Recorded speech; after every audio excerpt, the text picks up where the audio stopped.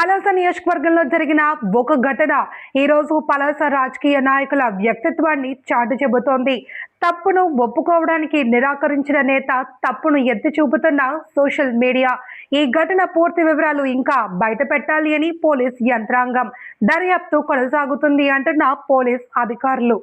శ్రీకాకుళం జిల్లా పలాస నియోజకవర్గంలో 3 రోజుల క్రితం జరిగిన రోడ్డు ప్రమాదం నేపథ్యంలో జనసేన పార్టీ ఉమ్మడి శ్రీకాకుళం జిల్లా ప్రధాన కార్యదర్శి సంతోష్ కుమార్ పండా ప్రెస్ మీట్ లో తప్పులను ఎత్తి చూపించారు. మృతుడును రోడ్డుపైనే వదిలేసి సాక్ష్యాలు తారుమారు చేశారు అని విమర్శించారు.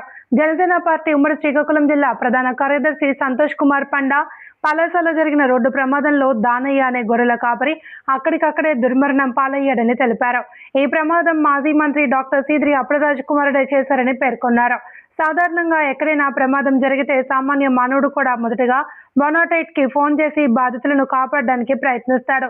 కానీ ఉన్నత చదువులు చదివి గతంలో ఎమ్మెల్యేగా, మంత్రిగా బాధితులు నిర్వహించిన సీదిరి అప్పలరాజు కనీస మానవత్వం లేకుండా వ్యవహరించారు.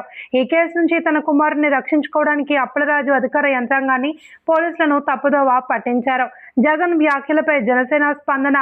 యథా రాజా తదా ప్రజ. వైఎస్ఆర్సీపీ అధినేత వైఎస్ జగన్మోహన్ రెడ్డి గతంలో చేసిన వ్యాఖ్యలను ప్రస్తావిస్తూ ఓ కుటుంబంలో వ్యక్తి ప్రాణాలు కోల్పోయిన తర్వాత కూడా ప్రమాదానికి కారణమైన వారిని వెనకేసుకుని రావడం, గంజాయి బ్యాచ్లను వెనకేసుకుని రావడం ద్వారా వైఎస్ జగన్ రెడ్డి ఈ రాష్ట్రానికి ఎలాంటి సందేశం ఇస్తున్నారు? ప్రమాదంలో మరణించిన దానయ్య కుటుంబం దయనీయ స్థితిలో ఉంటే కూటమి ప్రభుత్వం మానవత్వంతో స్పందించి 10 లక్షలు ఆర్థిక సాయం అందించి ఆదుకుంది అని తెలిపారు. ఈ మీడియా సమావేశంలో జనసేన పార్టీ ఉమ్మడి శ్రీకాకుళం జిల్లా ప్రధాన కార్యదర్శి సంతోష్ కుమార్ పండా, ఏఎంసీ డైరెక్టర్ కిల్లి బాలకృష్ణ, మేడిశెట్టి నరసింహమూర్తి, వాడరేవు అశోక్, సవర శివ, వమ్మరబెల్లి అనిల్, నెయ్యరాల వసంత్, ఇతర ముఖ్య నాయకులు, కార్యకర్తలు పాల్గొన్నారు.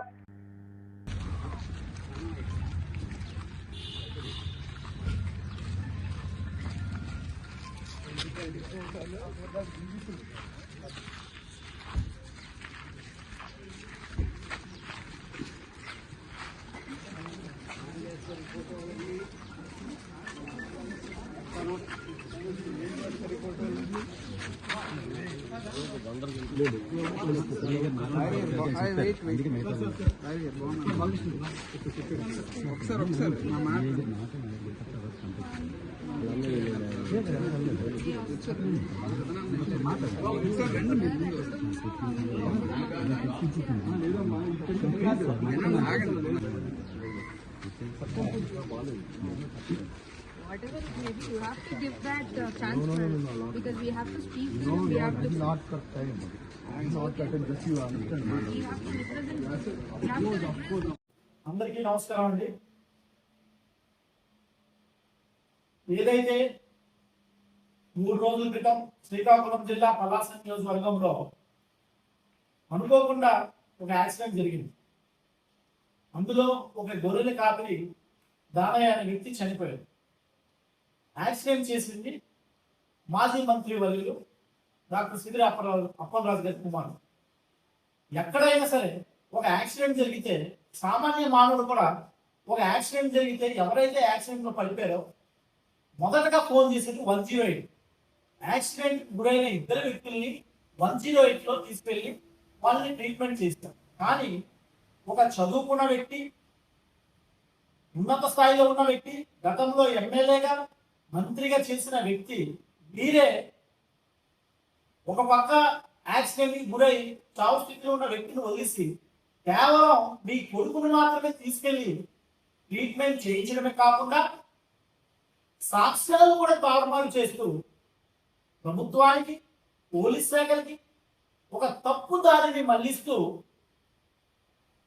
మీ కొడుకు వయసున్న ఇంకొక అమాయకుడికి, ఒక బ్రాహ్మణ కుటుంబంలో పుట్టిన ఇంకొక అమాయకుడికి ఇరికించడంలో మీ స్థాయి ఎక్కడికి వెళ్తుందో ఒక్కసారి ఆలోచించవలసిందిగా. ఎలా ఉందంటే యథారాజా తదా ప్రజ. వాళ్ళ అధినాయకుడు కూడా జగన్మోహన్ రెడ్డి నిన్న విశాఖపట్నంలో మాట్లాడుతున్నాడు. ఒక 16 సంవత్సరాల అబ్బాయి తప్పు చేస్తే ఏమైపోయిందని గతంలో మాట్లాడారు. నిన్న కూడా ఒక 18 సంవత్సరాల అబ్బాయి తప్పు చేస్తే ఏమైపోయిందని మాట్లాడుతున్నారు. యాక్సిడెంట్లు అనేవి అనుకోకుండా జరుగుతుందండి. దాన్ని ఎప్పుడు కూడా మేము కానీ లేకపోతే కూటమి ప్రభుత్వం కానీ దాన్ని తప్పుగా చూడట్లేదు. కానీ సాక్ష్యాలను తారుమారు చేస్తూ ఇంకొక యాక్సిడెంట్ అయిన గురికి గురైన వ్యక్తిని రోడ్డు మీద అలా వదిలేస్తూ కనీసం జాలి ఉదయం కూడా మీకు లేదండి.